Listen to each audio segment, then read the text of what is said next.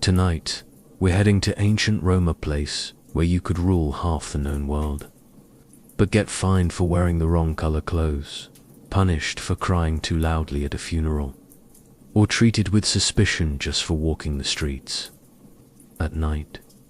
So before we dive into the video, pause, like, and subscribe if you really enjoy it, and comment below where you're watching from and what time it is there. It's always fun seeing who joins from different corners of the world. In ancient Rome, clothing wasn't about expressing personality or mood. It was a clear signal how powerful you were and how much trouble you could cause. Fashion wasn't art, it was a warning system. And the strongest warning was purple. Tyrian purple dye was so expensive, it seemed like a joke. Millions of tiny sea snails were crushed to extract drop by drop, each snail giving its life for imperial fashion. Thousands for one garment. The process was smelly, time-consuming, and dependent on trade routes across the Mediterranean. Wearing purple meant saying, "I have wealth you'll never recover from." Naturally, Rome imposed rules on the color. Only the emperor, senators, and high officials could wear significant amounts.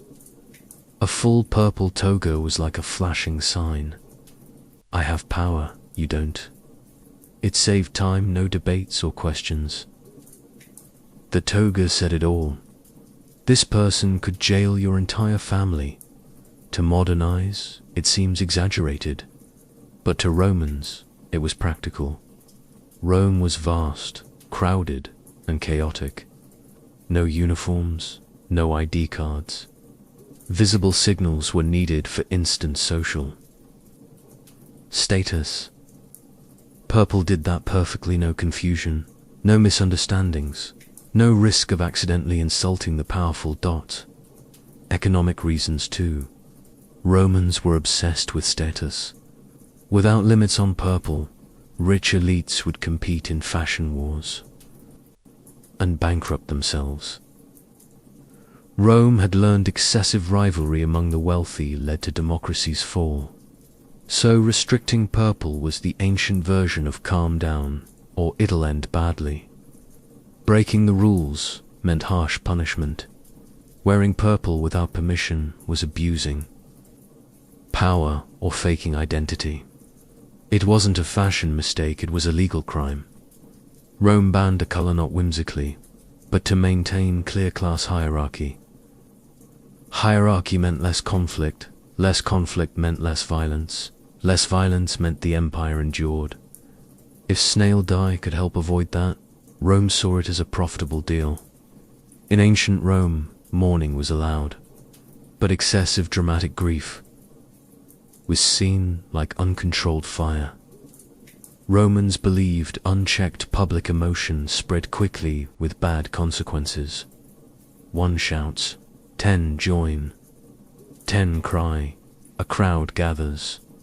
A crowd means riot prep, so mourning was regulated. Professional mourners existed, hired to wail, tear hair, dramatically express sorrow. Even they had rules. How loud, how long, how dramatic. Hired mourners at full volume on streets could unsettle the city. Especially women were banned from excessive public mourning, loud crying, self-harm, dramatically tearing hair or fainting in streets. Not discrimination against women, but these drew crowds, and crowds meant chaos. To Rome, who started chaos didn't matter. What mattered was if it started, not about suppressing emotion. Private, family mourning was fine, crying, remembering the dead. But public dramatization was banned because funerals were emotional events. And emotional events were dangerous in a city full of rumors, rivalries, ambition, class reasons too. Rich families could afford big, dramatic funerals. Poor couldn't.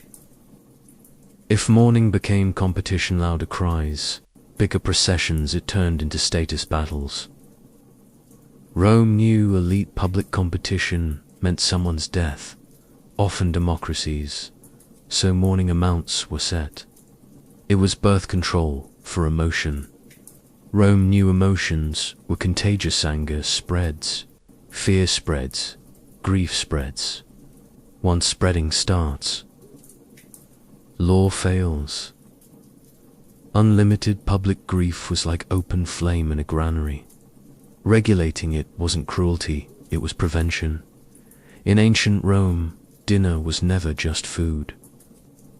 It was politics, performance, psychological warfare, sometimes literally served on silver platters.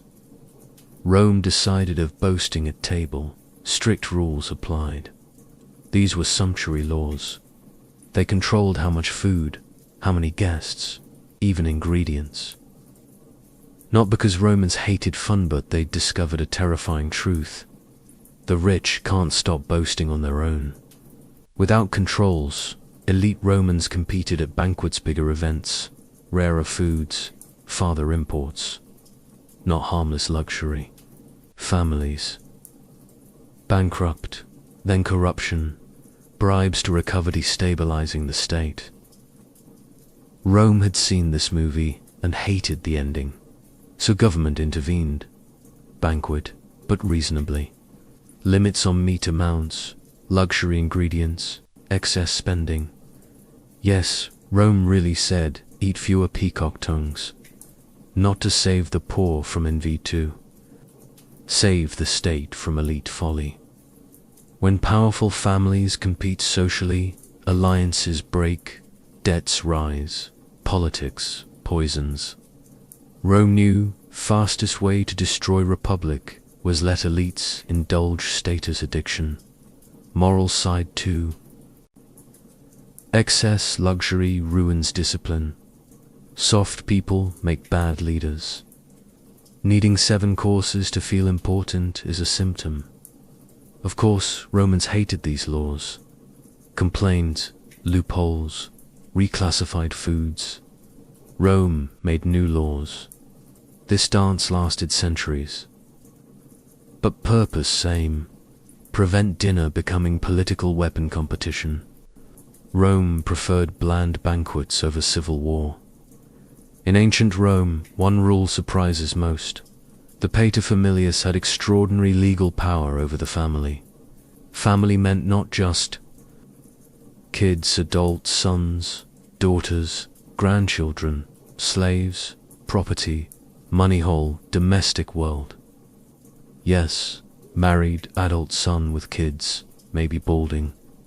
Still under father's legal control. Power included economic control, marriage decisions, career and early on. Life and death, right? Sounds horrific, sometimes was. But system didn't arise randomly. Born from deep fear of chaos, Rome saw family as mini-state. Every state needs one ruler, no committee, no group chat. One word ends arguments. Efficiency over emotion. No widespread police. No social safety net. Families related. Father's power ensured. One accountable. Something wrong, debt, crime, scandal. Rome knew whose fault. Accountability over fairness. Often missed. Power. Cain with duty. Father responsible for everyone's debts, crimes, survival under his roof. Family ruined. No excuses. System reduced household rebellion, enforced unity, made family stable economic unit. Rome wanted not happy families, predictable ones. Over time, power softened, abuse socially condemned, but structure endured because it worked. Roman families stable, regularly producing soldiers, workers, heirs, taxpayers. That's all state needed. So yes, Roman fathers had terrifying power, not for cruelty, but fear of chaos. Between emotional comfort and social stability, Rome chose stability, then enshrined it in law. One of ancient Rome's achievements: public toilets, long stone benches with evenly spaced holes. No privacy, everyone side by side doing business and chatting. Not social failure, Roman efficiency. Of course, rules here too. Public latrines, regulated because, in a city over 1 million, sanitation was survival. Disease didn't knock, politely, invaded aggressively. Behavior rules. No lingering, no splashing, no rowdiness. Talk okay, but no drama. Rome wanted order, not performance.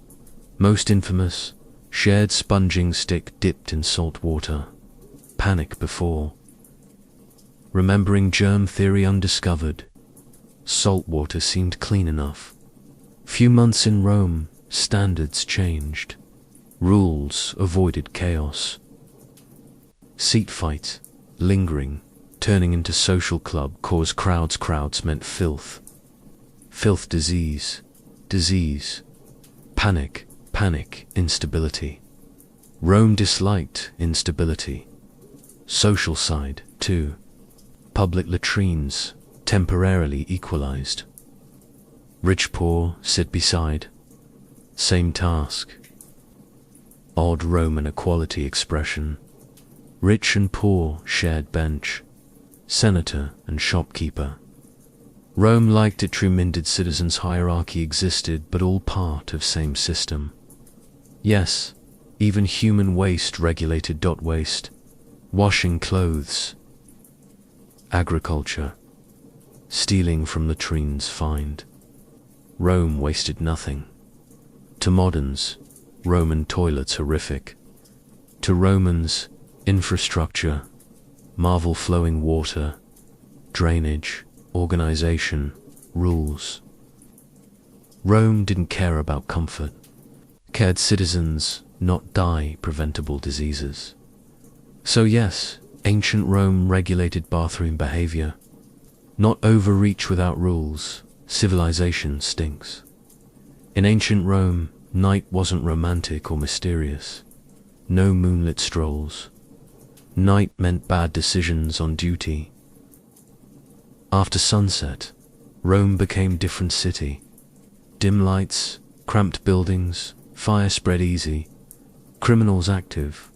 Political plots loved darkness, like mosquitoes, open skin. So Rome did what it always did, saw danger, assumed you guilty until morning. Proved innocent. Night streets meant suspicion. Guards patrolled, questioned people. No good reason out at night. Rome assumed planning, crime, or already done. Not paranoia, experience. Most fires, night lamps, torches, indoors. Most thefts, night shops. Closed streets empty. Most murders, assaults, secret meetings, night, fewer witnesses, shadows, allies. Rome's solution: discourage night movement. Out, need, reason, work, emergency, official. Fresh air, walk, not acceptable. Night watch, powerful. Resisting, bad idea. Rome. Willing, inconvenience, innocence. Unwilling, give criminals freedom. Recurring Roman theme: fire risk too. Rome burned often, terrifyingly often. Whole neighborhoods ash overnight. Reducing night movement, cut accidental fires. Easier identify culprits if fire started. Elites no exception. Senators, bodyguards, rich. Stayed home. Darkness equalized. Rome hated uncertainty. To moderns, oppressive. To Romans, rational. City huge, crowded, unstable, darkness, untrustworthy. Night unpredictable, Unpredictability, Rome's greatest enemy. So yes, nightwalkers suspected, not hating freedom, but uncomfortable truth. Most disasters don't announce, happen silently in dark. Rome preferred rude over surprised. In ancient Rome, suicide wasn't automatically illegal, surprising, but illegal, dying without proper paperwork. Rome many things, not place for impulsive self-end. Roman citizen wanting suicide. Formal application to authorities with reasons. Illness, unbearable shame, intolerable pain. Honor laws acceptable. Bad weak not, to modern ears, cruel. 2. Rome, administrative common sense. Every citizen tied duties. Family depended, debts involved. Inheritance through them. Political alliances relied. Sudden death, especially self-inflicted, caused chaos, legal tangles, inheritance disputes, angry creditors, confused heirs, sometimes violence. Rome hated death more than chaos, requiring applications separated impulsive from permanent decisions. Many rejected not prolonged suffering, but Rome knew overwhelmed people make terrible choices. Wait for approval meant delay. Delay thinking time. Thinking saved many lives. Legal incentives too. Unauthorized suicide. State could seize property. Family lost inheritance. Debts unpaid. Rome, clear. Irresponsible death. Financial rudeness. Approved suicide. Dignified. Property protected. Family punishment free. Society saw tragic but orderly. Rome preferred paperwork, sorrow over paperwork-free chaos. Darker purpose. Rome needed citizens, soldiers, taxpayers, administrators. Unlimited self-removal. Weakened system. To Rome, such states slowly bled out, so suicide tolerated only fitting Rome's logic. To us, overreach. To Rome, preventive maintenance. Rome asked not you suffering. Ask this destabilize everything. If yes, no answer for you. In ancient Rome, women's clothing wasn't personal choice. Public statement state felt fully entitled control. Roman law strict limits women's dress, jewelry, visible wealth. How much gold, how flashy gown, how shiny. Before society, uncomfortable questions. Rome calculated. To modern ears, moral panic. To Rome, damage control. Elites, problem status, competition. Women's fashion, fastest weapon. Expensive jewelry, imported fabrics, exaggerated looks, social events, silent wealth battles. One necklace invited bigam. One gown demanded more exaggerated. Rome thought, this how republics die. State intervened, limit visible luxury slow. Arms race. Laws modern sense, not restraint for preventing elite families, bankrupt outdoing each other. Rome seen politicians, financial ruin, then corruption recover. Social clarity, question 2. Rome relied visible hierarchy. Clothing signaled marital status, social rank, moral expectations. Married woman's modest dress meant stability, respectability. Excess display meant independence. Worried Rome feared, not women unpredictable. Jewelry. Limits protected family financially. Public gold, walking wealth. Theft, envy, resentment followed. Rome wanted wealth hidden, locked, accounted, taxable. Naturally, Roman women hated laws. Bent them layered jewelry, loopholes, borrowed, exaggerated hairstyles. Men loudly complained. Quietly admired. Lawmakers imposed new limits. Everyone ignored. Cycled centuries, but purpose same. Rome not erase women public life. Prevent status, competition, financial bloodletting. To Rome, controlling women's appearance, controlled social pressure. Order-loving society.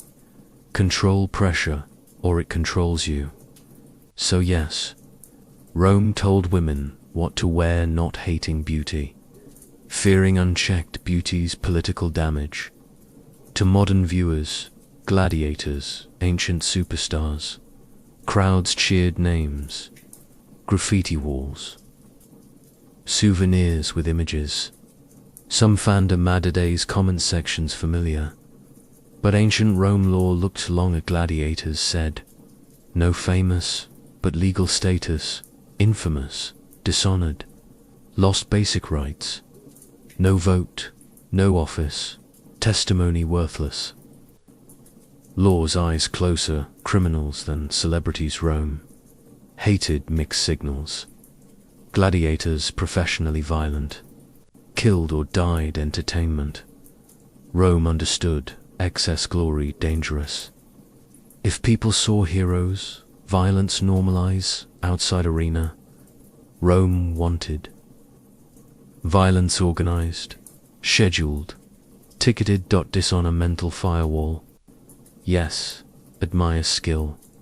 Yes, cheer. But respectable imitation, no. Rome wanted admiration, not emulation. Class concerns too. Gladiators, often slaves, prisoners, poor, successful, gained full honor, social mobility, unpredictable rise. Rome, inflexible hierarchy.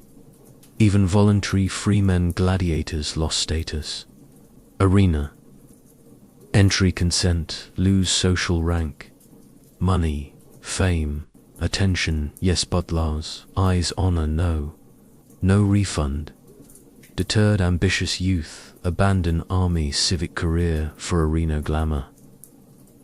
Rome needed soldiers, administrators, more sword-wielding influencers. Yet contradiction remained. Romans loved gladiators, fantasized, gossiped, collected sweat, cosmetics true. Rome just prevented admiration, power. So gladiators odd limbo crowd. Favorites, law rejects, famous, untouchable, celebrated, restricted. Rome understood uncomfortable truth. Glorify spectacle. Spectacle eventually rules.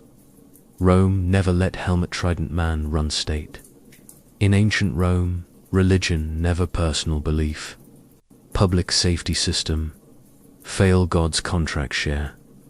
Rome saw spiritual mistake as negligence hazard. Romans believed God's relationship transaction. Proper rituals. Gods maintain order. Mistake. God's angry sudden fire. Crop failure. Everyone asks, who angered Jupiter this week? So Rome enforced religious contracts. Strictly. Public officials, sacrifices, prayers, rituals, utmost care. Wrong word, time, animal, gesture ritual, invalid. Invalid, repeat immediately. Half-pleased God, worse none. Ordinary citizens, no exception. Vows to God's legal obligation. Break. Fine. Shame, punishment. To Rome not superstition, risk management. No meteorologists, epidemiologists, disaster forecasts. Something wrong. Divine displeasure, rational explanation. Explanation, divine anger. Urgent action. System political too. Religion, united people, common rituals. Created predictability. Everyone knew festival when, sacrifice meaning, bad event. Someone skipped protocol, investigate. Importantly, Rome didn't care inner belief. Belief optional. Participation mandatory. Doubt gods privately, okay? Long public rituals, correct? Rome valued behavior, not belief. Pure Roman view. Breaking religious contract risked collective trust. People think gods displeased. Panic spreads. Panic instability. Instability chaos. Rome disliked chaos. So yes, Rome punished displeasing, invisible beings. Not irrationality. Rome understood shared belief system, weird or not, held society together. To Rome, keeping gods happy theology, not infrastructure. In ancient Rome, words harmless, not dangerous weapons, sharp, contagious, burn city without flame. Rome understood modern societies relearn painfully. Wrong place, wrong time, influential. Speaker damages more than army. So Rome monitored public speech closely.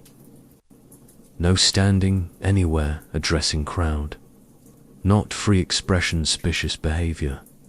Unauthorized speech, potential threat, specially criticizing officials. Emotional language, promises fix everything. Rome seen before. Charismatic speakers stir. Resentment. Resentment gathers crowds. Crowds demand. Demands violence, murder, civil war. Rome preferred boredom, bloodshed. Only specific people, official places, public speech, magistrates, senators, priests, explicit permission. Even then, tone rules. Calm, restrained, controlled. Shouting condemned. Stirring emotion risky. Speech crowd felt too much. Rome noticed. Control. In politics too. Election campaign limits. Personal attacks regulated. Large gatherings permission. Rome not stop debates turning crowd action. Spontaneous crowds, Rome distrusted utterly. Sudden people around speaker. Authorities assumed trouble.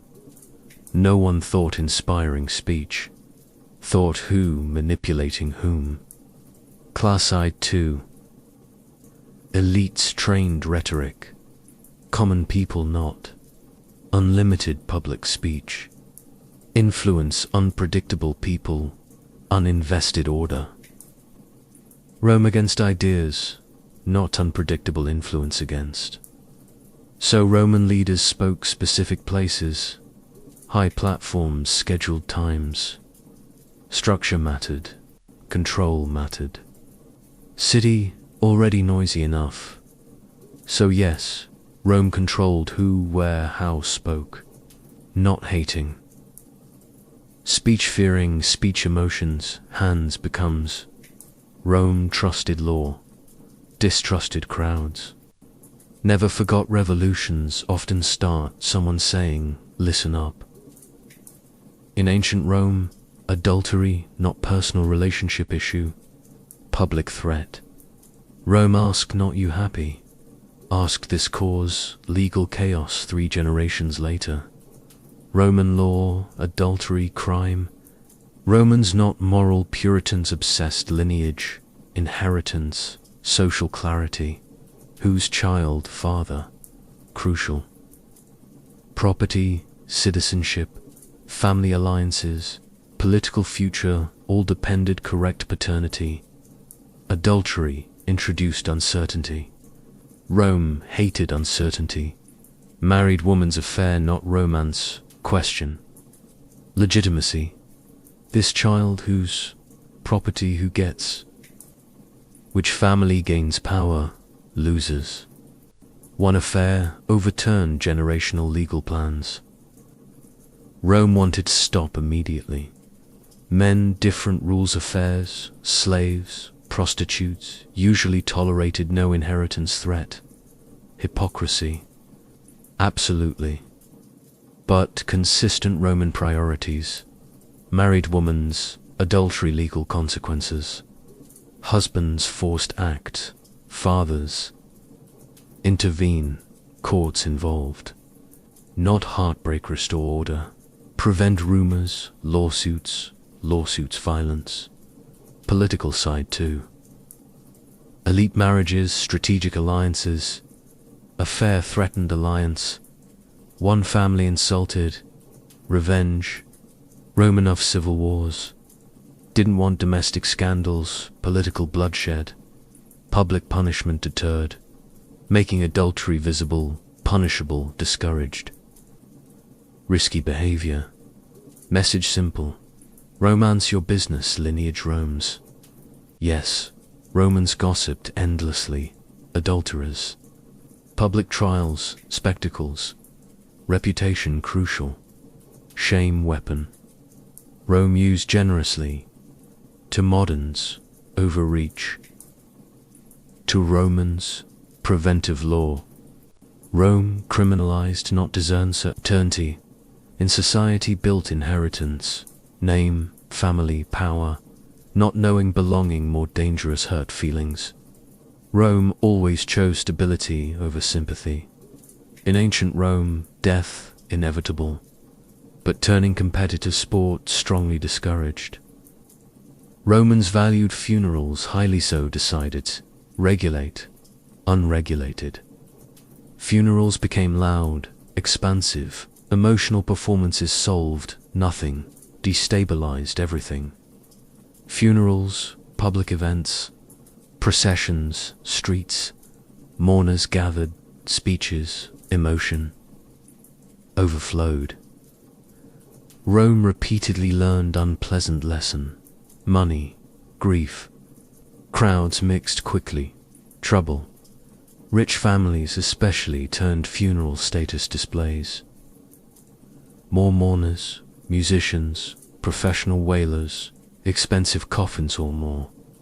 Dead not honored, living families, props, social competition, needed calm down. So Rome intervened. Funeral laws limit spending, participants, procession splendor, even. Gold, buried dead, not disrespect, dead, prevent grief, political drama, economic concerns too. Excess spending, bankrupt families. Debt, resentment. Resentment, lawsuits, fights, sometimes knives. Rome wanted grief and tears, not court. Public. Emotion, another problem. Big funerals drew crowds. Crowds excited. Excited crowds listened speeches. Speeches emotional. Emotional speeches political. Suddenly protest, funeral disguise. Rome seen before. Disliked. Excess splendor reduced. Death personal, controlled, predictable. Grief, family matter, not city event, could cause instability. Of course Romans complained. Rich hated spending rules. Families bent rules. Held quiet ceremonies, anything quiet. Rome knew rules. Everyone pretended listen. But purpose, same. Rome feared not. Death people given stage death. What did?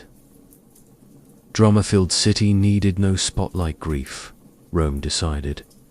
In ancient Rome, freedom real, but conditional. Very Roman conditional. Slave freed, not instantly full citizen sunset. Became freedman, freedwoman, legally free, but obligations former. Owner now, politely patron. Same relationship, better branding, to modern ears. Freedom with homework. To Rome, brilliant compromise. Rome, heavily dependent slavery. Sudden mass freeing. social chaos, thousands new citizens, no wealth, support, loyalty, existing power. Rome disliked unpredictability, so patron-client system used. Freed people, loyalty.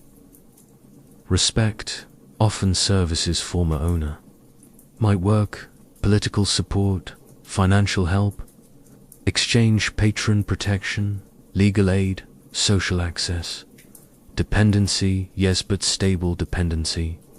Rome always preferred slow change, sudden. System protected, freed. 2. No patron, exploitation, poverty, violence, victims. Rome, no social security, security relationships.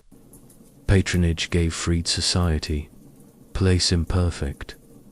Political reasons too. Patrons gained loyal supporters. Freedmen voted, campaigned, boosted patron. Influence.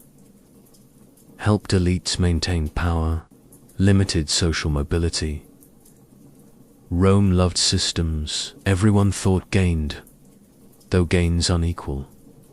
Yes, some freedmen impossibly successful, rich, influential, respected.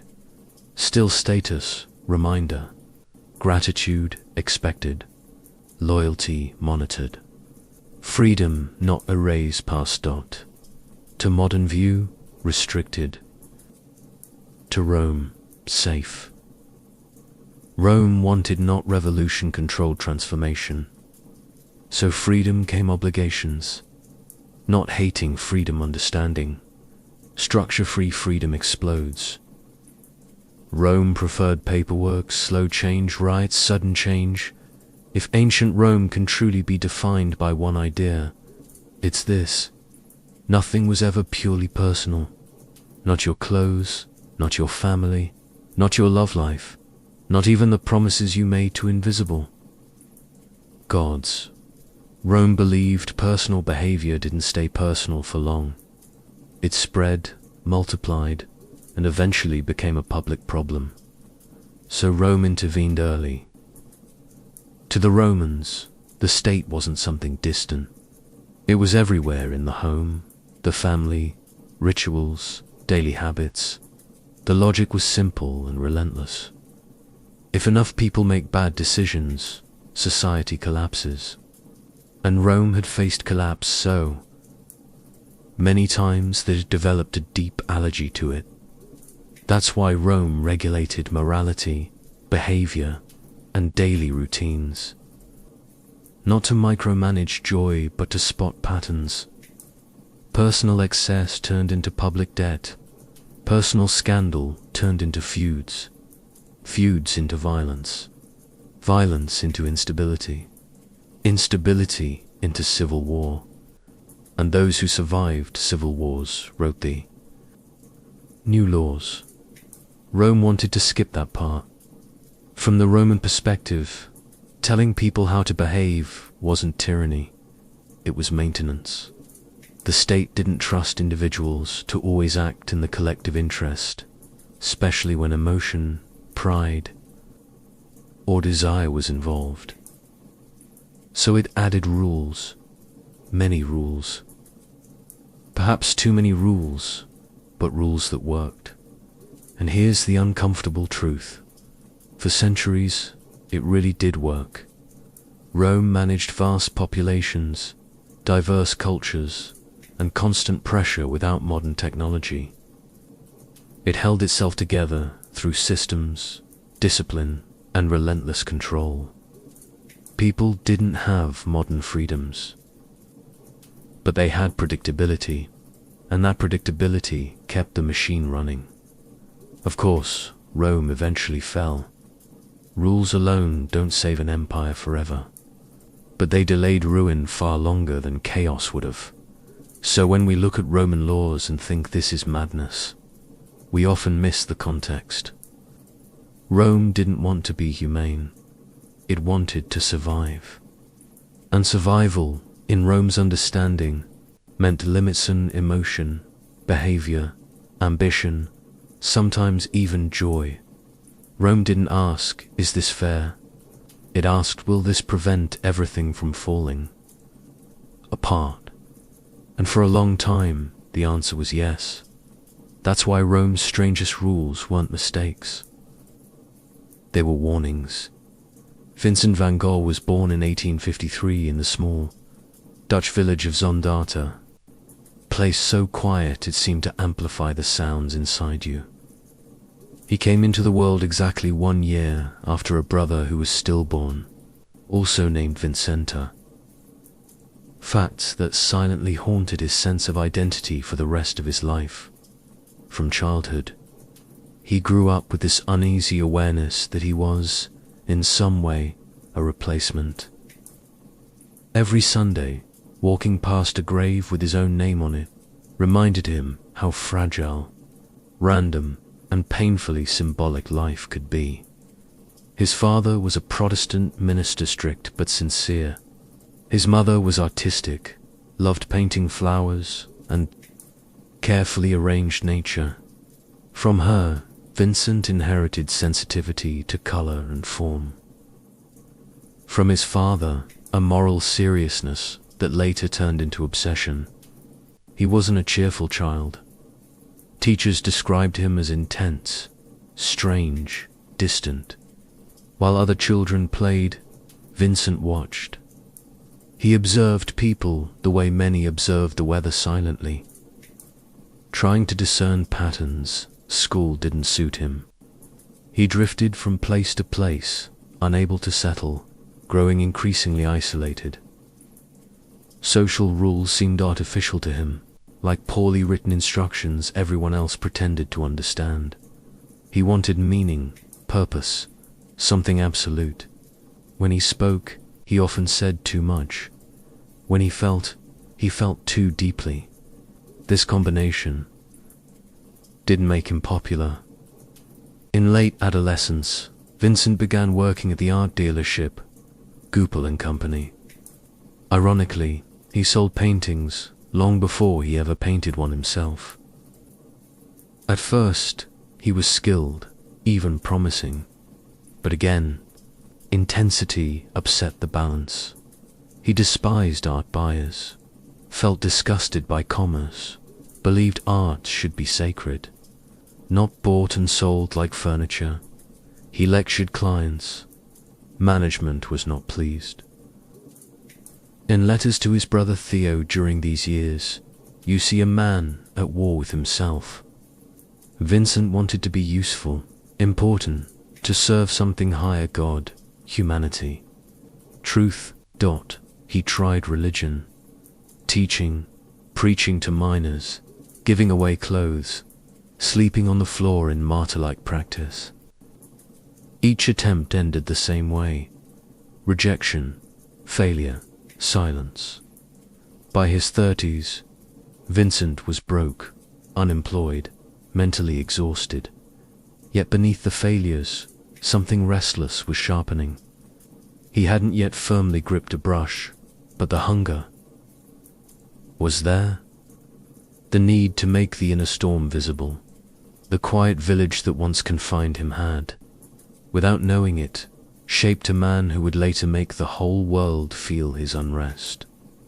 When Vincent van Gogh was nearing 30, failure had become a familiar companion. Religion, teaching, moral dedicational paths quietly closed their doors in his face. Almost reluctantly, he turned to art as a last refuge. Painting wasn't a childhood dream fulfilled. It was a final shelter where his intensity could become purpose instead of burden. At first, he didn't aim to be great. He aimed to be honest. He began drawing peasants, workers, tired faces, bent backs.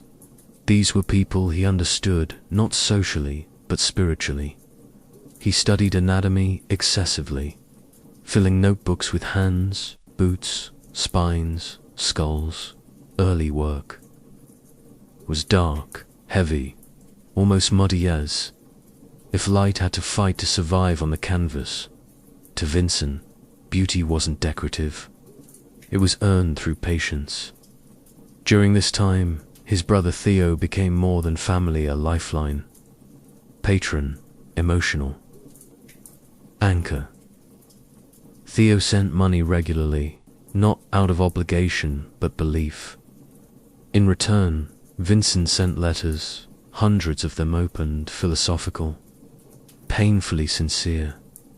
In these letters, you see a man endlessly questioning his worth, his sanity, and whether. His suffering was the price of seeing the world clearly. He studied art formally in fragments, never fitting into academic systems. He admired artists who painted ordinary life with dignity, not fantasy. He rejected polish. He wanted truth, even if ugly. This mindset slowed his progress, increased frustration. He destroyed work, started over, criticized himself with a cruelty no teacher could match. Loneliness intensified everything. Vincent was desperate for connection, yet pushed people away with the same force. He fell in love recklessly, often with women who didn't return his feelings. Each rejection deepened his belief that he was fundamentally mismatched with the world. Yet he painted not for joy, but because not painting felt worse. What began to emerge in these years wasn't skill, it was vision. Vincent was learning how to see, not surface weight of emotion. A field wasn't just landscape. A face wasn't just a face. Everything became charged with inner meaning. Art was no longer a profession. It became survival. In the letters from this period, Vincent appears as a man trapped between hope and dread. One moment he speaks of future plans, new techniques, belief that his work will eventually matter. The next, he expresses fear that his illness will suddenly return, that his mind will betray him again. The calm he feels seems temporary, borrowed, fragile. Vincent felt profoundly alone, surrounded by nature and people, yet mentally isolated. He couldn't fully connect or rest. The intensity that fueled his art made ordinary life exhausting. He could paint endlessly, but living in peace seemed impossible. The rural landscape of Auvers-sur-Oise reflected this tension. Beautiful, open, alive yet full of unrest. Vincent didn't paint calm fields. He painted fields under pressure, turbulent skies, paths going nowhere. These weren't scenes of rest. They were confessions. This final chapter wasn't a sudden plunge into darkness, but a slow contraction of hope. Vincent kept working because work held him together. Beneath the productivity, shadows remained patient, waiting, growing heavier. Each day as summer deepened in Auvers, Vincent's days fell into a quiet, almost ritual rhythm. Each morning he walked into the fields with easel and paints, returning hours later, exhausted, sunburnt, silent. To an outside observer, he seemed disciplined, even calm. But to Vincent, silence was never empty. It was heavy. It pressed inward. Painting was his anchor, yet it no longer comforted it, only postponed.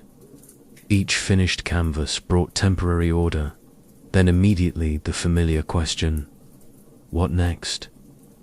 He worked at a pace that felt more like necessity than inspiration, as if stopping would let something worse rise. His relationship with Theo weighed on him. Theo's health was failing, his job uncertain, his family growing. Vincent felt, perhaps rightly, perhaps not, that the support he relied on wouldn't last forever. This fear cut deep.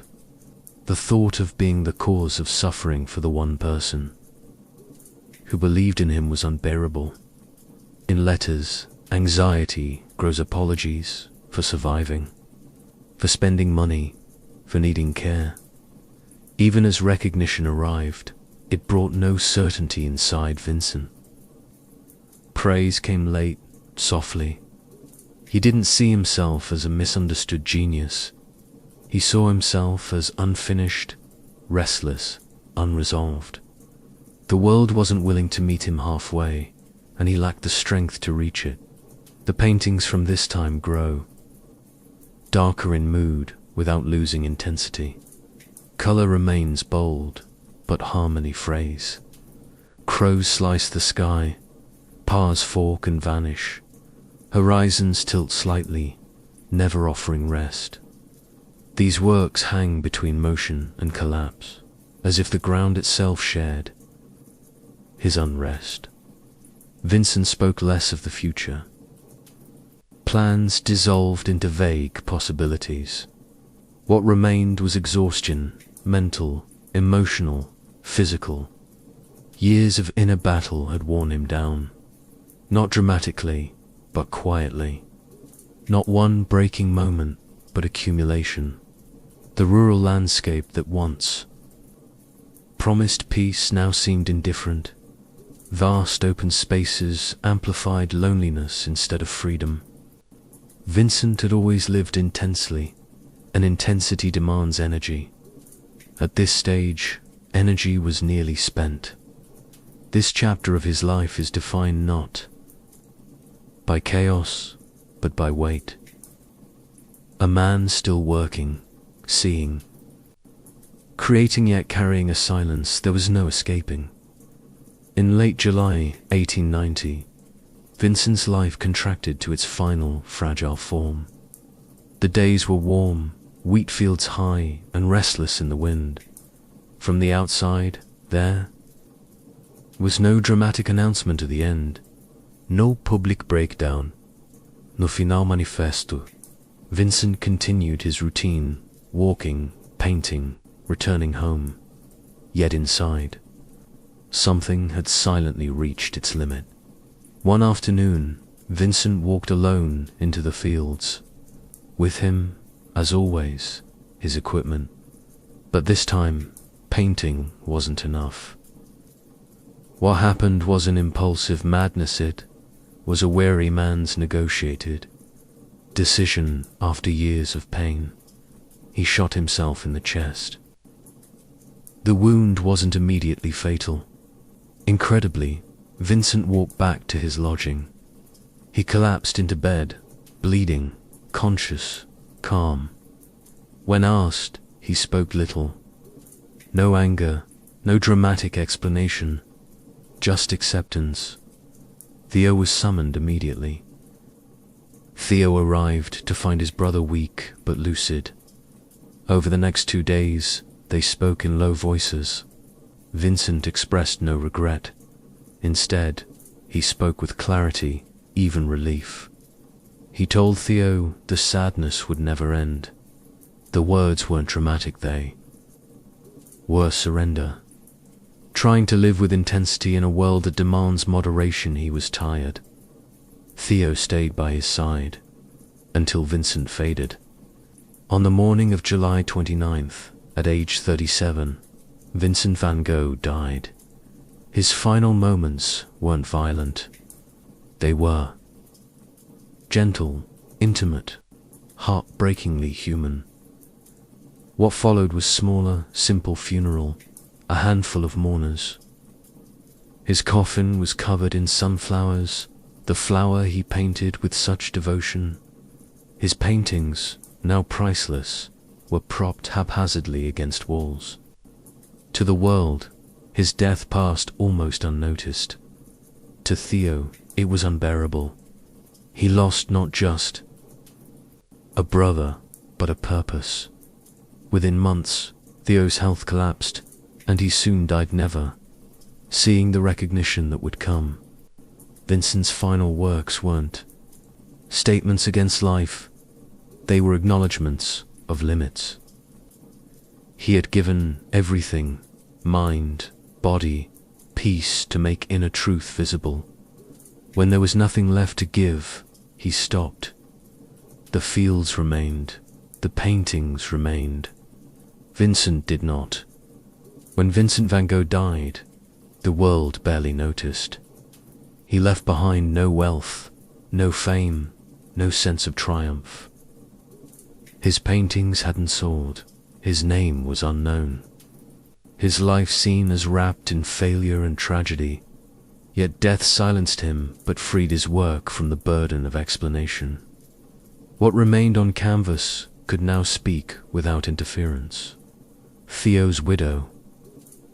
Johanna quietly began the work Vincent himself could never do. She preserved letters, organized paintings, firmly believed the world had arrived late for him. Exhibitions followed. Critics looked again, then closer. What they found wasn't madness purpose, not chaos precision of emotion. Vincent's art doesn't comfort, it recognizes. Viewers see themselves in his stormy skies, lonely figures, urgent brushstrokes. He painted things not as they appear, and feeling doesn't expire like fashion. Over time, Van Gogh became more than paintings a symbol, a mirror for the misunderstood, the sensitive, the relentless. His life story was simplified into myth: the tormented genius, the ear, the madness. But his work resisted simplification. The paintings remained disciplined, purposeful, deeply controlled. Suffering didn't create them. Commitment did. Ironically, the recognition Vincent craved arrived in excess. His work became among the most valuable and revered in history. Museums filled, books multiplied. Letters are read like scripture. Yet in this posthumous success lies a quiet cruelty. Validation came when he no longer needed it. What endures isn't tragic honesty. Vincent never painted to impress, he painted to survive. He gave visible form to emotions too hard to name. Longing, despair, hope, and the unbearable intensity of being alive. That's why his work still feels immediate, close. Vincent van Gogh found no peace in life, but he left a language for those still searching. His legacy isn't that suffering births greatness, but that uncompromising pursuit of truth leaves a mark that outlives its maker. The man quietly vanished. The voice grew louder across generations. Before jazz had a name, before it had rules, before it was written down or argued over, New Orleans had already made it inevitable. This wasn't a city that politely waited for culture. It absorbed it, mixed it, reshaped it in the heat. Sound was everywhere, not as entertainment, but as atmosphere. Music was as ordinary as timidity. At the turn of the 20th century, New Orleans wasn't like other American cities. French, Spanish, African, Caribbean, American influences layered over one another, never fully melting. Languages blended, religions overlapped, traditions collided daily. The result wasn't harmony in the classical sense. Friction creates heat.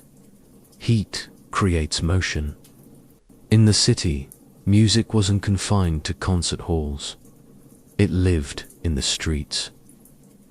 Brass bands marched through neighborhoods for weddings, funerals, parades, sometimes all in the same week. In churches, you heard hymns shaped by African calandrous bonds. At docks, work songs. In dance halls, late-night rhythms. There was no clear line between sacred and profane.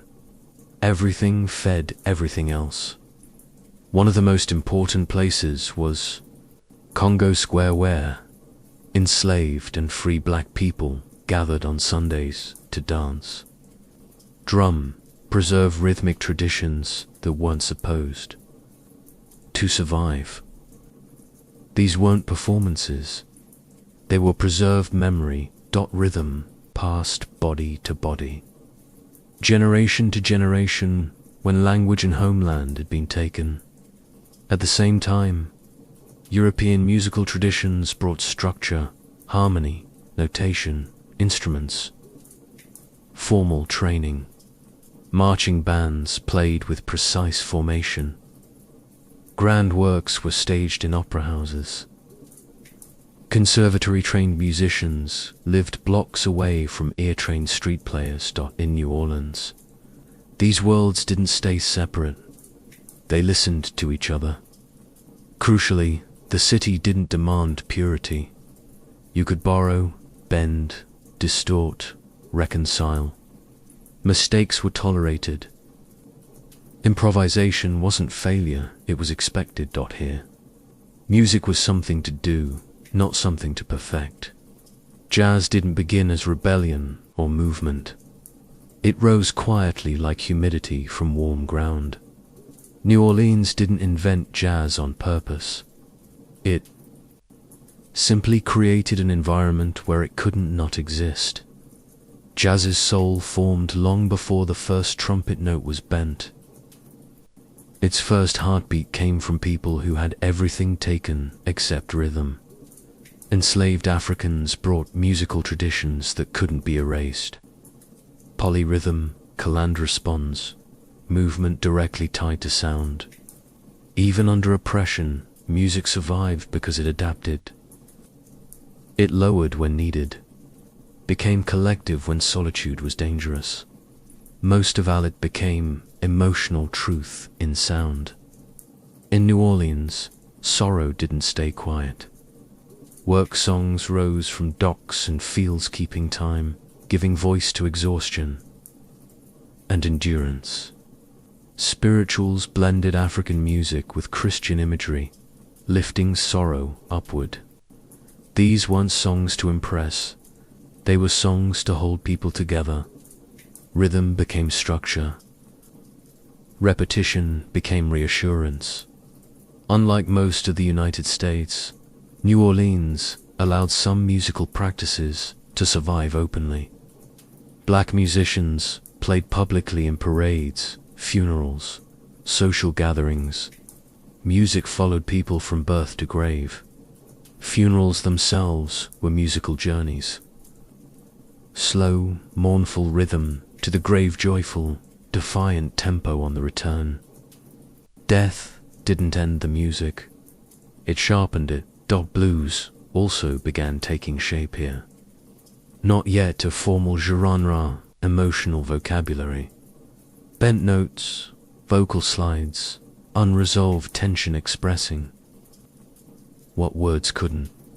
Pain wasn't hidden. It was shaped, stretched, released. This emotional honesty would become jazz's defining trait. Importantly, these traditions were never static. Musicians constantly listened to European harmony drifting from opera houses, Caribbean rhythms arriving at ports. They borrowed freely. A hymn could become a dance tune. A march could loosen, become quirky, alive. Rigid tempos began to soften. Spaces appeared between beats. Music began to breathe. Improvisation grew naturally from this environment. When life is unpredictable, rigid repetition means less. Musicians learned to respond in the moment, to the crowd, to other players, to feeling. It wasn't chaos. It was conversation. By the late 19th century, something new was forming. Still nameless, still evolving but unmistakable. If early jazz was conversation, then Louis Armstrong changed its grammar. Born into deep poverty in New Orleans, Armstrong's childhood was marked by instability, violence, and hunger. Music wasn't initially ambition. It was chance survival. After a childhood incident, he was sent to a reform school where he first learned to play cornet. What began as discipline quickly became destiny. Armstrong absorbed the city's sounds the way others learn. Language, brass bands, street parades, listening to older players who taught by example, not lecture. Yet from the start, there was something different in his playing. Where others blended into collective improvisation, Armstrong's horn spoke. His tone was bold, clear, emotionally direct. Recognizable even in a crowd, pre-Armstrong jazz emphasized collective expression. Everyone played together, lines intertwining. Armstrong didn't destroy this tradition. He restructured it. He brought the individual forward. His solos weren't just decorated breaks. They were statements, stories told with confidence, humor, and authority. When Armstrong played, time seemed to reorganize around him. His sense of rhythm was equally revolutionary. Armstrong didn't follow the beat. He pushed against it, stretched it, danced with it. This would later be called swing that feeling new. Can't notate but instantly recognize. Jazz stopped marching and started breathing. His influence spread quickly.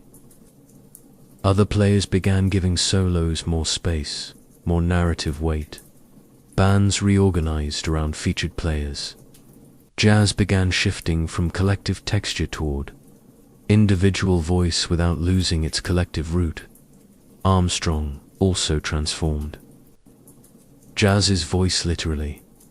His gravelly vocals, playful phrasing, spontaneous scat singing treated the human voice like another instrument. Singing didn't mean perfection or polish. It meant expression. Feeling mattered more than flawlessness. What Armstrong represented was possibility. He showed jazz could carry personality without losing soul, maintain structure without rigidity.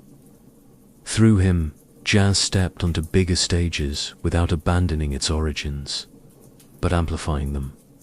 New Orleans gave jazz its bones. Armstrong gave it the spine and the face the world would remember. As jazz matured, New Orleans could no longer contain it. Economic pressure, racial violence, the harsh hand of segregation pushed thousands of black families north in what became known as the Great Migration. Musicians went with them, carrying the sound like a passport. Jazz didn't leave New Orleans. It compressed the city into memory, rhythm, and style. Chicago became the first major destination. There, jazz found larger venues, bigger audiences, longer nights. The music changed in response. Collective improvisation gave way to sharper solos. Band arrangements tightened. Tempo increased.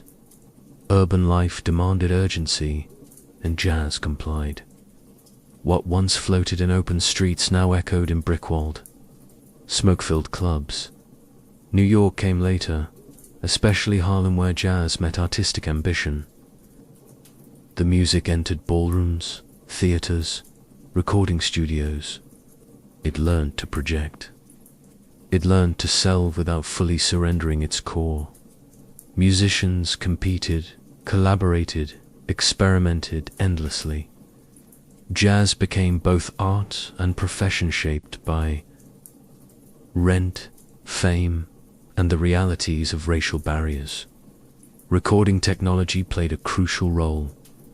For the first time, jazz could travel without musicians. Records froze improvisation into repeatable moments, spreading style rapidly, but also trapping some versions in history. This created tension. Jazz thrived on spontaneity, yet fame now depended on consistency. Musicians navigated this contradiction. So, when we look back at the birth of jazz, we see not a single invention but an environment that made invention inevitable. New Orleans didn't plan jazz. It simply refused to let sound stay still. And in that refusal, something timeless was born. Despite these changes, the soul of New Orleans endured. Even as arrangements grew more complex, emotional directness remained. Swing was still essential. Groove still reigned. Jazz didn't become polite. It grew sharper. Importantly, leaving New Orleans didn't erase its influence. It amplified it.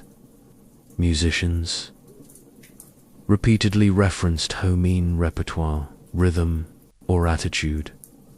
The city became a legendary originer benchmark, against which all new developments were measured.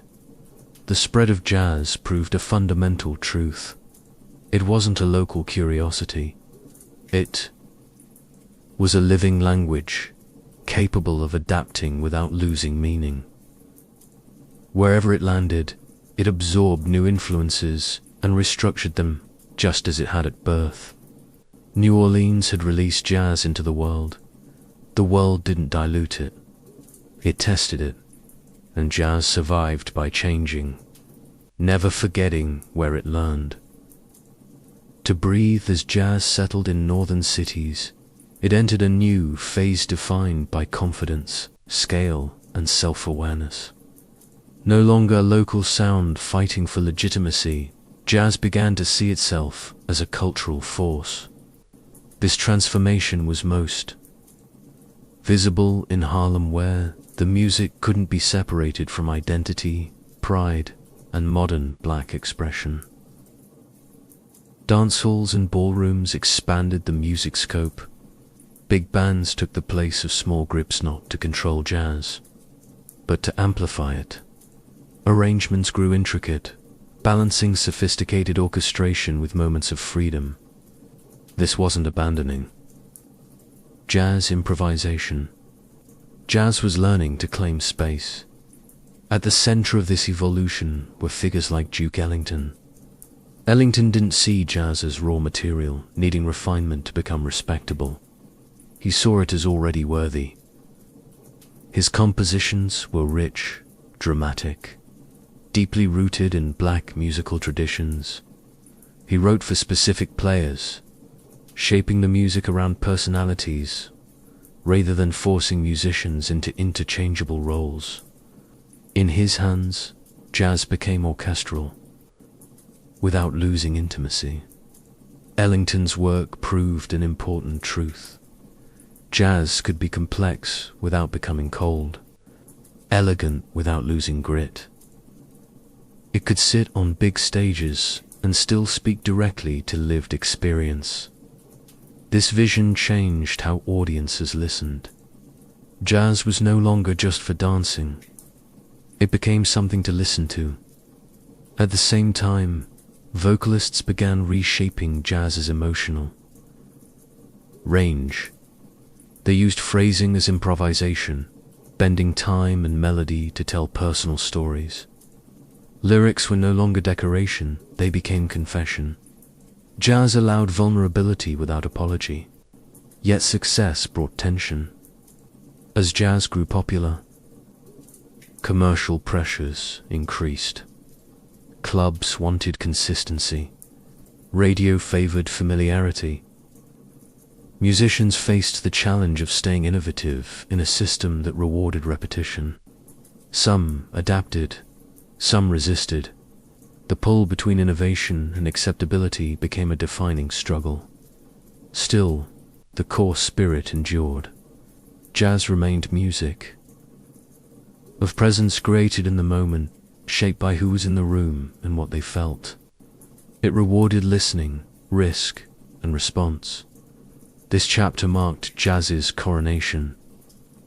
It was no longer emerging.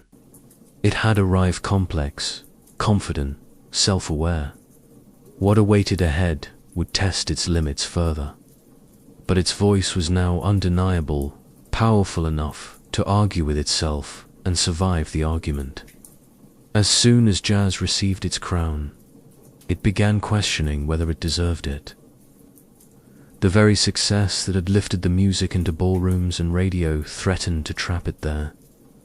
In the late 1930s and early 1940s, a new generation of musicians felt confined by expectations.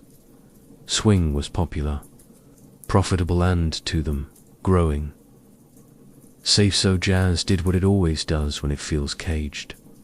It broke its own rules. After formal gigs ended, late into the night, musicians gathered in small clubs and back rooms to experiment. Tempo sped up, harmonies twisted, melodies fractured and reassembled. This wasn't music for dancing or easy listening. It demanded attention, effort. Jazz was reclaiming its edge. Figures like Charlie Parker and Dizzy Gillespie pushed the music into bebop. Improvisation became fierce and intellectual. Solos were no longer just expressive. They were challenging.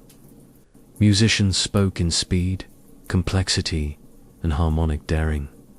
Jazz stopped explaining itself. This shift wasn't elitism. It was self-defense. Bebop musicians rejected the idea that jazz existed to entertain on command. They wanted freedom. To play for each other, not just for applause. The music returned to its root in conversation. But now the conversation was faster, denser, unforgivingly challenging at the same time. Jazz expressed emotional truth in quieter ways. Vocalists like Billie Holiday brought songs down to their emotional core. Her phrasing carried pain, resilience, and lived experience with devastating clarity. Jazz proved it could be both cerebral and vulnerable at once. These parallel paths, explosive experimentation, and intimate expression expanded jazz's range rather than dividing it. The music refused to be one thing. It refused containment. Critics argued audiences were splitting. Some said jazz was dying. In reality, it was shedding skin. Jazz never promised comfort. It promised honesty even when honesty was hard to hear. By breaking its structures, jazz ensured its survival. It remained a living language, capable of argument, reinvention, and contradiction. Rules were never central. Expression was, and as long as musicians were willing to risk misunderstanding in pursuit of truth, jazz would keep breathing. By mid-20th century, jazz wasn't heading in one direction. It fractured, multiplied, explored.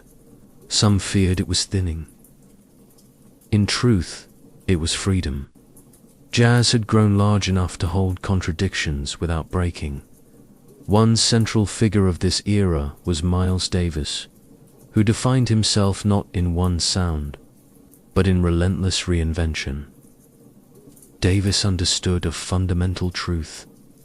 Jazz doesn't survive by repeating itself. It survives by taking risks. Decade after decade, he kept the music open, slowed it, electrified it, rebuilt it.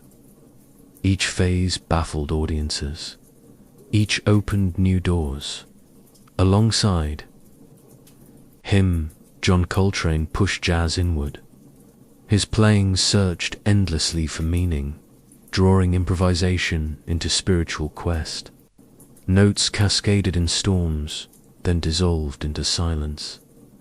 Coltrane gave the music devotion, not just to religion, but to truth. Jazz became a vehicle for transcendence.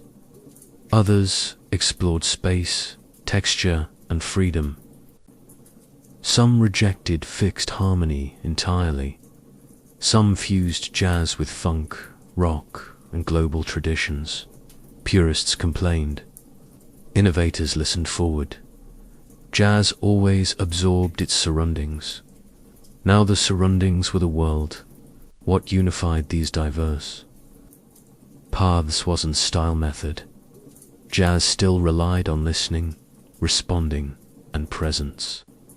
Musicians met in the moment, negotiated sound in real time, embraced uncertainty as part of creation. Even the most experimental forms remained rooted in conversation. Importantly, jazz became a language of resistance. In a world shaped by segregation, political unrest, and cultural upheaval, improvisation itself carried meaning. Playing freely was claiming humanity. Bending structure was questioning authority. Jazz didn't shout slogans. It embodied protest. Through form, at this stage, jazz could no longer be contained in any one place. New Orleans, Chicago, Harlem, and everywhere musicians dared to make it their own. The origin could still be heard, but the future was open. Jazz became more than sound, a way of thinking, a way of responding to pressure with creation rather than destruction. The path ahead wouldn't be simple or unified, but unity was never jazz's promise. Its promise was motion, restless, searching, alive. Jazz began in a specific place, among specific people, under specific pressures, but it was never the property of one era. What ensured its survival wasn't nostalgia, meaning, or institutional approval. It was that jazz answers a permanent human need, the need to express what can't easily be said. By the end of the 20th century, jazz had been declared dead repeatedly, no longer dominant on radio, no longer defining popular dance culture. Younger audiences moved to louder, simpler forms. Yet jazz didn't disappear. It moved into smaller clubs, classrooms, private rooms where musicians still gather for the same reason: to listen and respond. What endures is the method. Jazz remains a discipline of attention. Players arrive not knowing what will happen. They trust each other enough to risk public failure. They accept that beauty can arrive crooked, late, or incomplete. This isn't nostalgia for old sounds. It's loyalty to a way of working. Around the world, musicians have reinterpreted jazz into their own histories. In Europe, Africa, Asia, South America, local rhythms and traditions naturally blend with improvisation.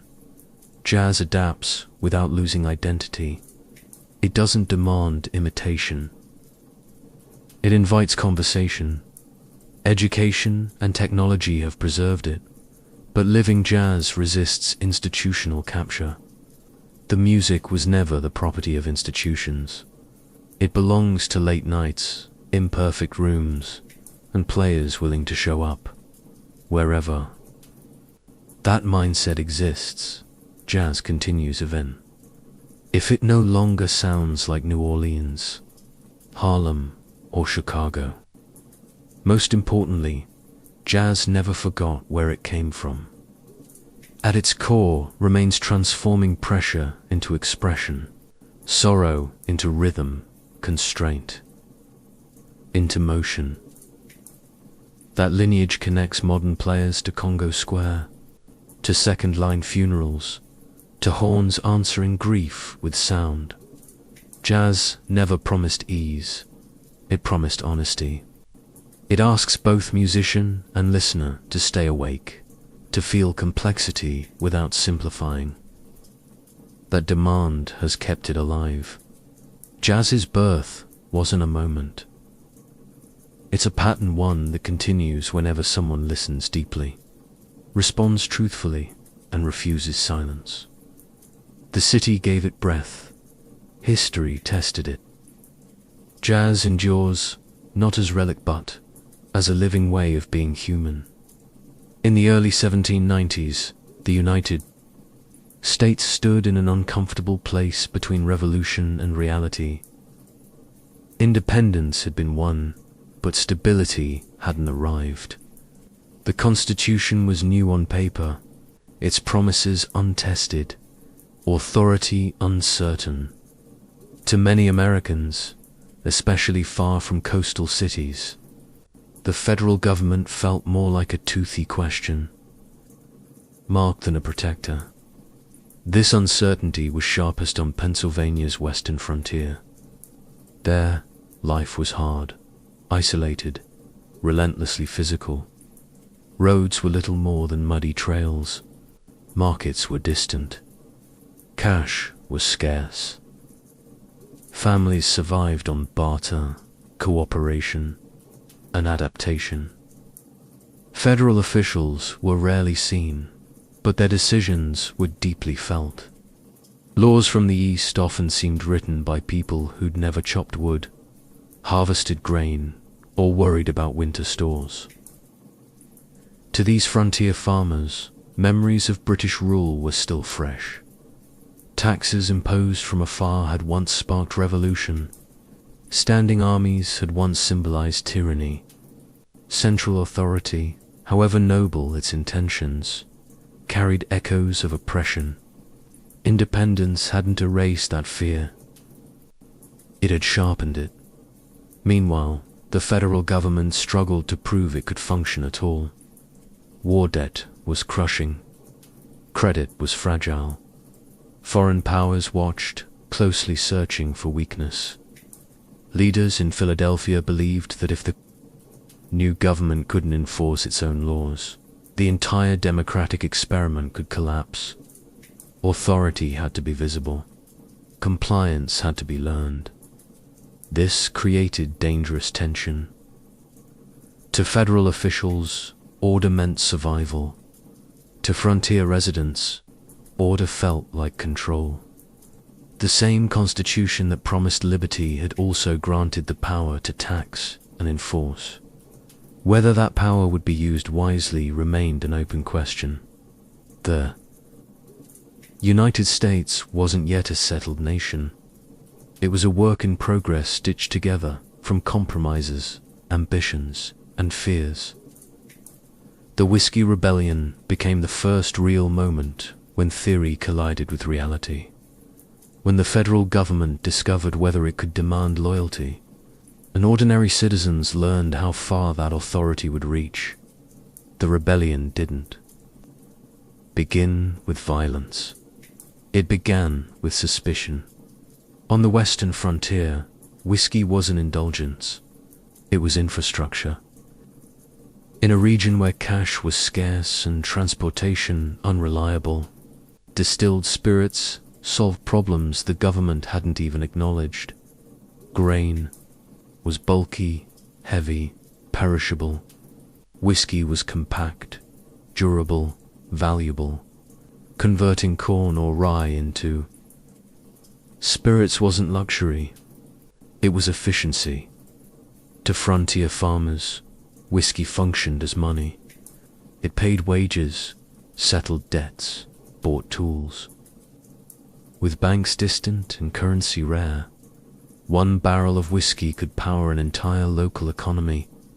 It was also safer to transport. On rough mountain roads, hauling raw grain could wipe out a year's profit. Whiskey made value portable by horseback. There was a social dimension too. Whiskey was woven into daily life, shared at barn raisings, funerals, communal gatherings, used in medicine, offered in hospitality, relied on through long winters. Taxing whiskey wasn't trimming excess, it was reaching directly into the rhythm of survival. Eastern lawmakers saw it differently. To them, whiskey was like any other commodity, taxable, measurable, convenient. They lived near ports, markets, currency-based trade. Their distillers operated on large scale, fees easily collected. The frontiers small. Scattered producers saw themselves targeted by a system that ignored geography and hardship. The tax structure itself fueled resentment. It favored Eastern Large distillers who produced at scale and could easily pay flat fees. Western small farmers produced seasonally, sold locally, paid more per gallon, felt more pain. Equality existed in theory, not effect. Enforcement made it worse. Federal tax collectors became symbols of intrusion. They demanded registration, record-keeping, payment in cash, difficult demands in remote areas. Compliance meant dealing with federal agents, unfamiliar bureaucracy, distant, unaccountable government oversight. Administration from Philadelphia felt like unauthorized entry into mountain life. More than money was at stake. Whiskey symbolized independence. Distilling kept farmers economically self-reliant, independent of distant markets. Attacking it threatened that autonomy. It suggested the federal government could reach into any corner of life and extract value on its terms. This wasn't abstract ideology. It was practical fear. If whiskey today, what tomorrow? Land, labor, survival itself. By the time protests began, resentment was already simmering. This wasn't about drinking or defiance. It was belief that the new democracy was veering toward the same mistakes as the old empire. Distant authority, unequal burdens, laws written by those who'd never feel their weight. Whiskey mattered because life depended on it. The whiskey tax didn't arrive by accident. It was deliberately, strategically crafted by Alexander Hamilton as part of a grand vision for the new democracy. The United States was drowning in Revolutionary War debt, credit fragile, future uncertain. Hamilton believed survival depended on proving one thing, that the federal government could raise revenue and enforce its own laws. To him, a tax on distilled spirits was practicable. Whiskey was widely produced, hard to hide, part of commerce. Taxing it would generate income and signal authority. Most importantly, it would establish precedent. Laws passed by Congress weren't suggestions. There were commands. But this logic, clear on paper, collided horribly with frontier reality. The tax favored large eastern distillers who produced at scale and could easily pay. Western small farmers felt more pain. Equality existed. In theory, not effect. Enforcement made it worse. Federal tax collectors became symbols of intrusion. They demanded registration, record-keeping, payment in cash, difficult demands in remote areas. Compliance meant dealing with federal agents, unfamiliar bureaucracy, distant, unaccountable government. Oversight. Administration from Philadelphia felt like unauthorized entry into mountain life. More than money was at stake. Whiskey symbolized independence. Distilling kept farmers economically self-reliant, independent of distant markets. Attacking it threatened that autonomy. It suggested the federal government could reach into any corner of life and extract value on its terms. This wasn't abstract ideology. It was practical fear. If whiskey today, what tomorrow? Land, labor, survival itself. By the time protests began, resentment was already simmering. This wasn't about drinking or defiance. It was belief that the new democracy was veering toward the same mistakes as the old empire. Distant authority, unequal burdens, laws written by those who'd never feel their weight. Whiskey mattered because life depended on it. The whiskey tax was no accident. It was deliberately, strategically crafted by Alexander Hamilton as part of a grand vision for the new democracy. The United States was drowning in Revolutionary War debt, credit fragile, future uncertain. Hamilton believed survival depended on proving one thing, that the federal government could raise revenue and enforce its own laws. To him, a tax on distilled spirits was practicable. Whiskey was widely produced, hard to hide, part of commerce. Taxing it would generate income and signal authority. Most importantly, it would establish precedent. Laws passed by Congress weren't suggestions. They were commands. But this logic, clear on paper, collided horribly with frontier reality. The tax favored large eastern distillers, who produced at scale and could easily pay. Western small farmers produced seasonally, sold locally, paid more per gallon, felt more pain. Equality existed in theory, not effect. Enforcement made it worse. Federal tax collectors became symbols of intrusion. They demanded registration, record-keeping, payment in cash, difficult demands in remote areas. Compliance meant dealing with federal agents, unfamiliar bureaucracy, distant, unaccountable government oversight. Administration from Philadelphia felt like unauthorized entry into mountain life. More than money was at stake. Whiskey symbolized independence. Distilling kept farmers economically self-reliant, independent of distant markets. Attacking it threatened that autonomy. It suggested the federal government could reach into any corner of life and extract value on its terms. This wasn't abstract ideology. It was practical fear. If whiskey today, what tomorrow? Land, labor, survival itself. By the time protests began, resentment was already simmering. This wasn't about drinking or defiance. It was belief that the new democracy was veering toward the same mistakes as the old empire. Distant authority, unequal burdens, laws written by those who'd never feel their weight. Whiskey mattered because life depended on it.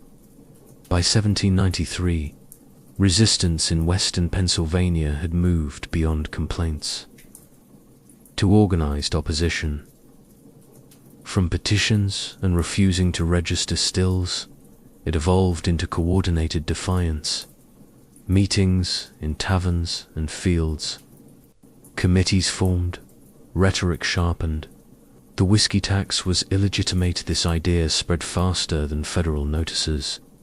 Tax collectors became visible symbols of the land, therefore targets. Some were driven from office, others attacked, stripped, or publicly humiliated. Federal court summons ignored. Attempts to serve warrants met with crowds. Law was no longer debated, it was challenged. The most dramatic moment came in the summer of 1794, when Federal Marshal David Lennox attempted to serve writs on tax resistors. Armed men, gunfire, open threats. Soon after, Tax Inspector John Neville's home was attacked and burned. Shots exchanged. One man died.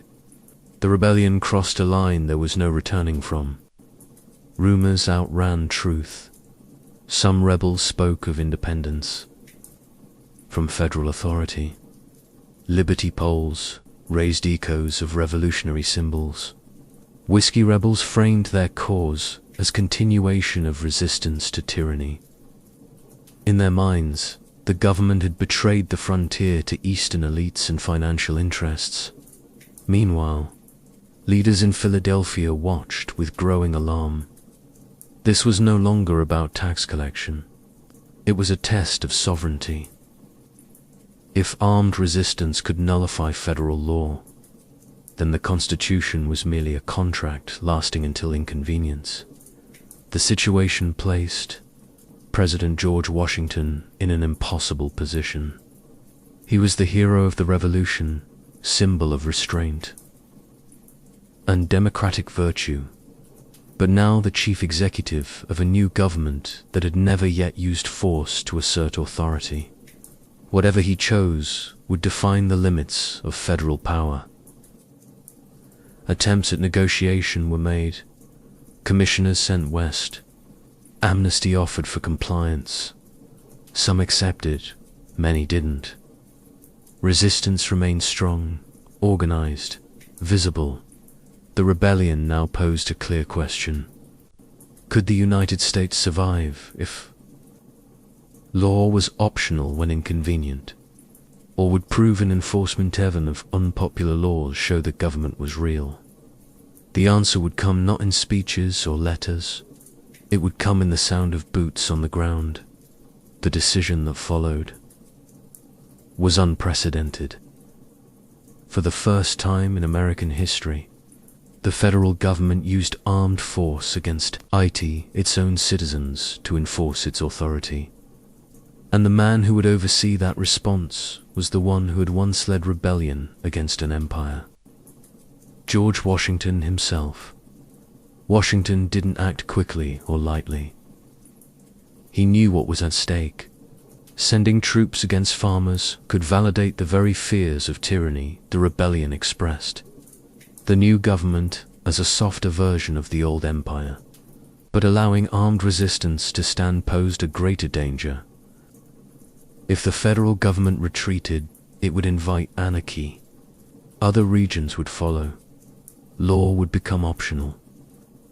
Democracy would collapse before it fully formed.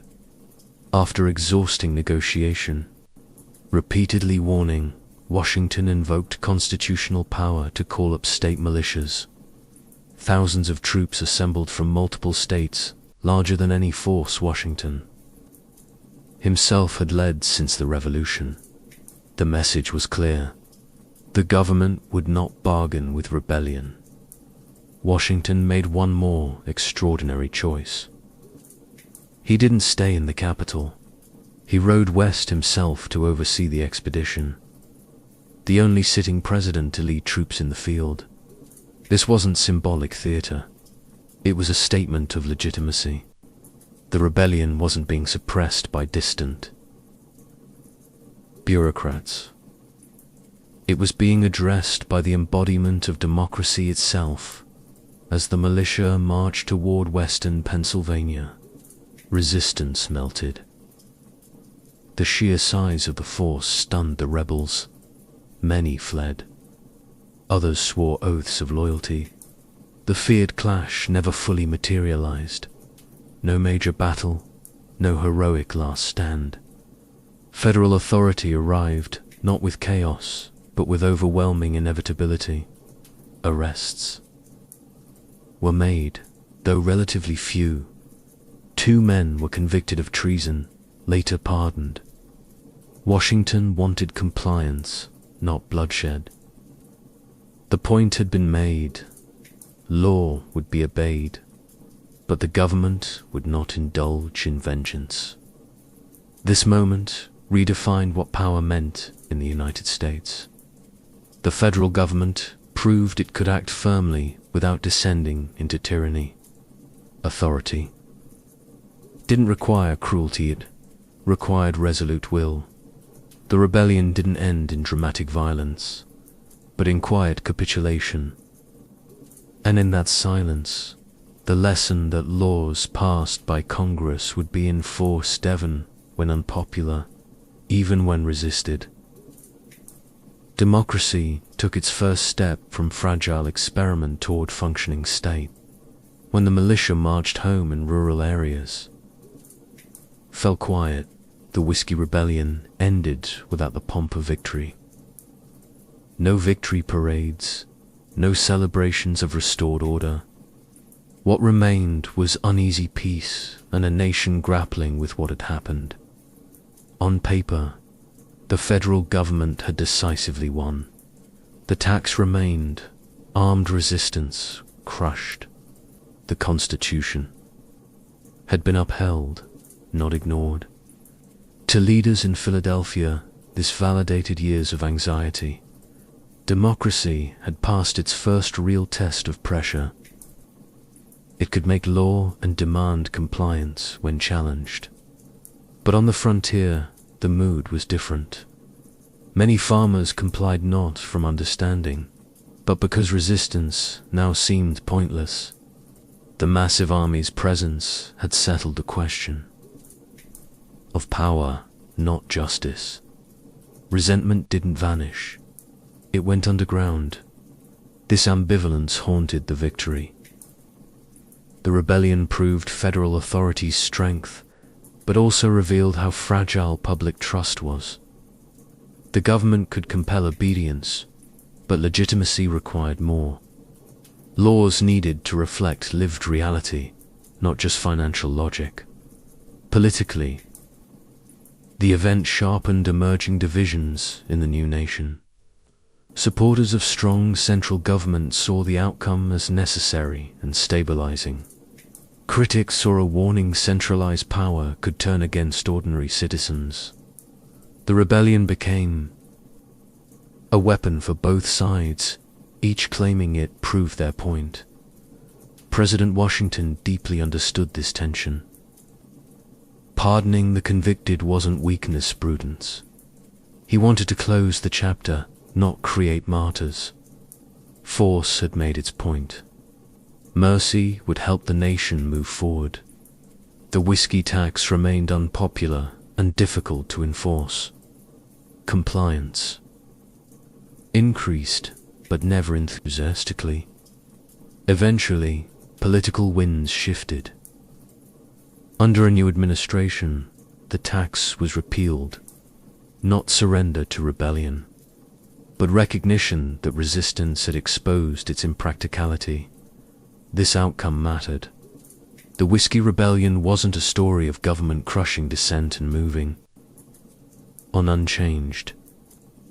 It was conversation through tension, force, and retreat. Authority was asserted, then adjusted. The episode left a lesson that would echo through American history. Federal power could be real without being tyrannical. Enforcement didn't end debate. It reshaped it. The rebellion failed in its immediate goals, but it quietly succeeded in something else. It forced the new democracy to confront the distance between policy and people. Long after the last militia unit returned home, the true impact of the Whiskey Rebellion continued to unfold. Most important wasn't the tax itself or the few arrests, but the precedent it etched into American political life. The federal government clearly demonstrated both legal authority and practical power to enforce law across states. This was new.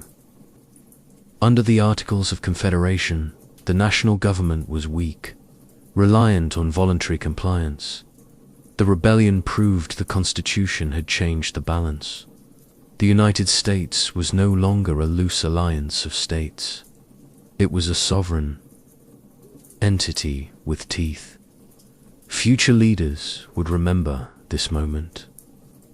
When resistance arose over tariffs, civil rights, or labor, the Whiskey Rebellion would stand as the first example of how federal authority could be asserted without descending into tyranny. It became a reference point, quietly shaping generations of decisions. Yet the sword cuts both ways. If the government could enforce unpopular laws, it also carried responsibility to use that power wisely. The rebellion forcefully reminded that legitimacy isn't automatic. It must be maintained, not just imposed. The event accelerated the formation of political parties. Disagreements over the rebellion sharpened ideological lines between those who feared and those who favored strong central government. These divisions soon crystallized into the first political parties transforming dissent into organized opposition rather than armed resistance. In this sense, the Whiskey Rebellion helped redirect conflict from violence into politics. Dissent didn't disappear, it evolved. Protests moved from fields and taverns to newspapers, elections, and legislative battles. This shift may be the rebellion's most enduring contribution. The rebel farmers who lost the confrontation influenced the future more than they knew. Their resistance exposed the limits of policy disconnected from local reality. Their anger showed the dangers of governing from abstraction. Federal power endured, but learned it couldn't operate in isolation from the governed.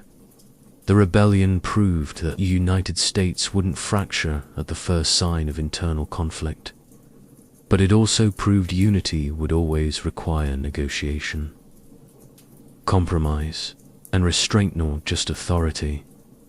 Democracy had asserted itself. Now it had to live with the consequences of that assertion. In the years following the rebellion, the immediate threat faded, but its imprint remained in policy and politics. The whiskey tax stayed on the books, yet collection was never fully effective. Compliance was uneven, enforcement reluctant. The lesson was clear to those paying attention. Authority can compel obedience, but it cannot manufacture consent. With a change in leadership came change. When Thomas Jefferson became president, he inherited both Washington's proven power and the resentment that power had awakened.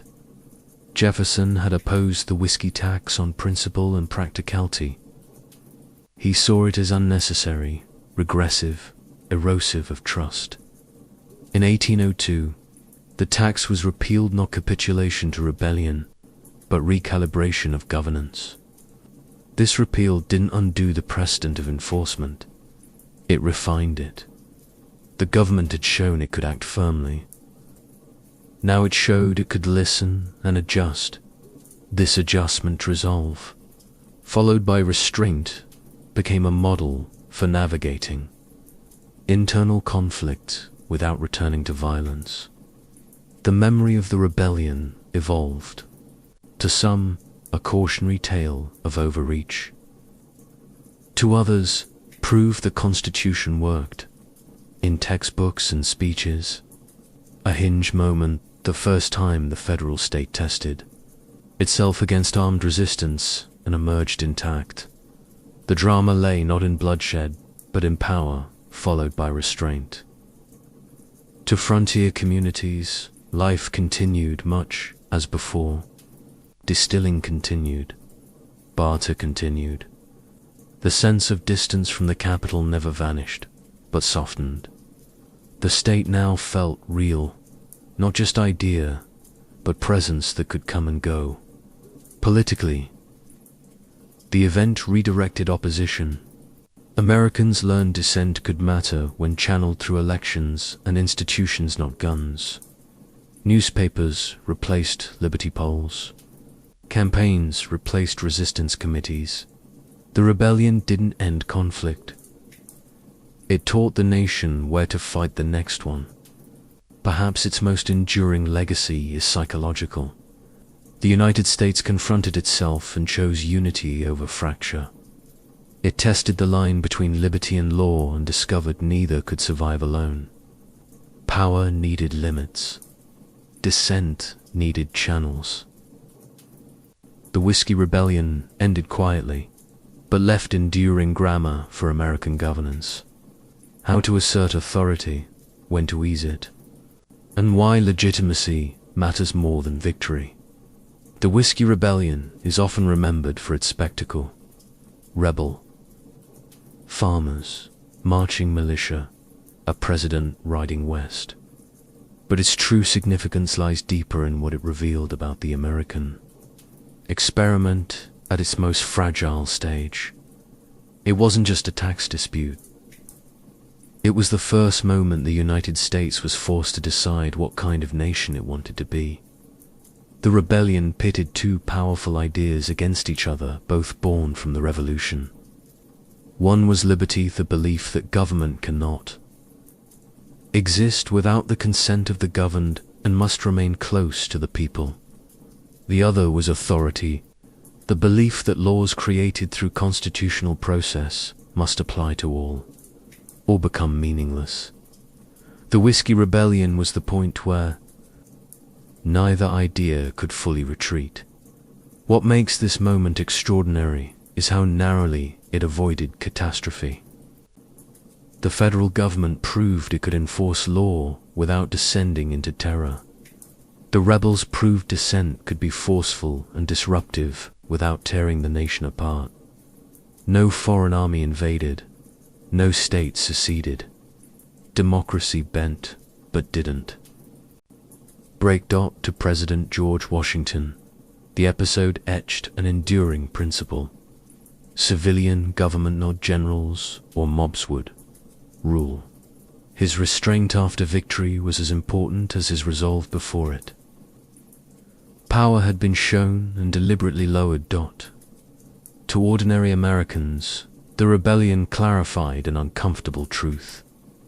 Independence hadn't eliminated government power. It had merely relocated it. The question was no longer whether authority existed, how. It would be used, challenged, amended. This realization marked a step toward political maturity. The Whiskey Rebellion produced no traditional heroes. It produced precedent. It showed internal conflict could survive without revolution. Dissent could harden into resistance and then dissolve back into politics. The Constitution wasn't self-enforcing. But neither was it empty. In the centuries that followed, Americans would fiercely debate federal power, taxation, and resistance. Each time, the shadow of the Whiskey Rebellion would linger, a reminder that the nation had faced these tensions before, early and raw, and chosen continuity over destruction. The rebellion failed as uprising, but succeeded as test. And in passing that test, the United States proved for the first time that it wasn't merely a revolution already over.